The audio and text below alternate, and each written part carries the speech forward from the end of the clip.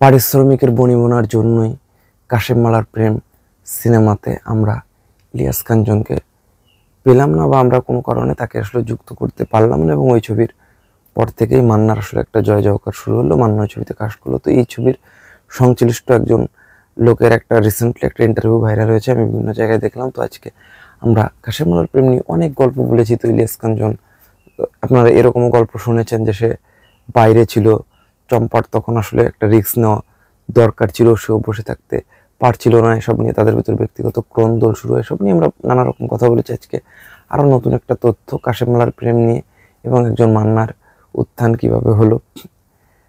আজকে আমরা এটা নিয়ে, আপনারা যে ব্যাপারটা জানেন না সেটা আমরা জানানোর চেষ্টা করব। তো ভিডিওটি অত্যন্ত স্পেশাল হতে যাচ্ছে। ভিডিওটি স্টার্ট করার আগে আপনাদের কাছে ছোট্ট একটা অনুরোধ, আপনারা যদি ফিল্ম স্পাই চ্যানেলটিতে নতুন হয়ে থাকেন তো ডেফিনেটলি সাবস্ক্রাইব করবেন, বেল আইকনে ক্লিক করবেন, লাইক করবেন, শেয়ার করবেন এবং কমেন্টস করে জানিয়ে দেবেন আপনাদের মূল্যবান মতামতটি। I am waiting for your comments. দেখা হচ্ছে নেক্সট কোনো ভিডিওতে। সব বিষয়ে ফিল্ম স্পাইয়ের সঙ্গে থাকবেন।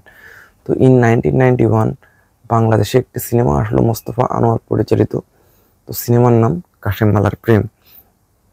এবং এই ছবির পর থেকে কিন্তু আসলে পিছনে ফিরে তাকাতে হলো না এদেশের একজন প্রখ্যাত অভিনেতা। পরবর্তীতে হয় মান্না। কিন্তু এই ছবি সংশ্লিষ্ট একজন বলে যে আসলে কিভাবে এই ছবিতে আসলে হয়। তো এই ছবিতে মূলত ইনিশিয়াল কাস্টিং কিন্তু ছিল ইলিয়াস কাঞ্চন। এটা প্রত্যেক ডিরেক্টর, এমনকি মান্নাও কিন্তু তার কৃতাঞ্জলিতে কিন্তু একটা ইন্টারভিউতে বলেছেন যে আসলে এই ছবিতে ইনিশিয়াল কাস্টিং ছিলেন কাঞ্চন ভাই। তো কাঞ্চন ভাইয়ের সঙ্গে যখন আসলে ওরকমভাবে বনিবনা হচ্ছিল না, হ্যাঁ, তো কাঞ্চন ভাইয়ের সঙ্গে যখন আসলে বনিবনা ওরকমভাবে হচ্ছিল না, তখন কিন্তু এই ছবিতে কিন্তু আসলে কাস্টিংয়ে কিন্তু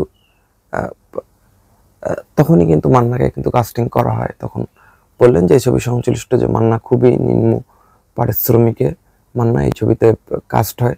এবং এই ছবিটা সাকসেসফুল হবে আমরা কেউই জানি না। আমরা ধরে নিয়েছিলাম যে এই ছবি চলবে না, বাট ছবিটা যখন রিলিজ পেলো তখন ধরে নেওয়া হচ্ছে যে এই ছবিটা আসলে চলছে এবং এই ছবিটা সুপারহিট হচ্ছে। এবং এই ছবিটা সুপারহিট হওয়ার পরপরই কিন্তু মান্নাকে আর কখনো পিছনে ফিরে তাকাতে হয়নি। এবং এই ছবির পরপরই আসলে যখন দাঙ্গা ছিল মূলত বাংলা সিনেমার ইতিহাসে এমন একটি সিনেমা, যে সিনেমা মান্নার সফলতার জার্নিটা এতটা স্মুথলি করে দিল যে এরপরে মান্নাকে আর কখনো পিছনে ফিরে তাকাতে হলো না। এরপরে শুরু হলো মান্নার দৈরথ।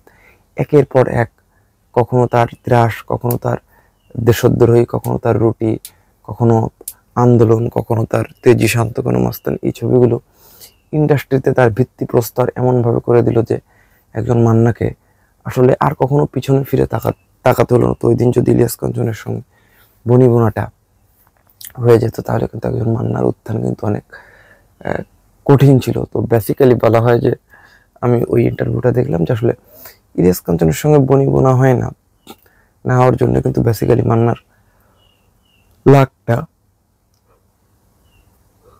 মানে মান্নার ভাগ্যটা কিন্তু ঘুরে যায়। তো বনিবনা যদি হতো তাহলে আসলে কি হতো, এটা আপনারা ডেফিনেটলি আমাকে কমেন্টস করে জানাবেন যে আসলে যদি বনিবনা হতো তাহলে কি হতো এবং মান্নারকে আসলে উঠতে অনেক কষ্ট হতো।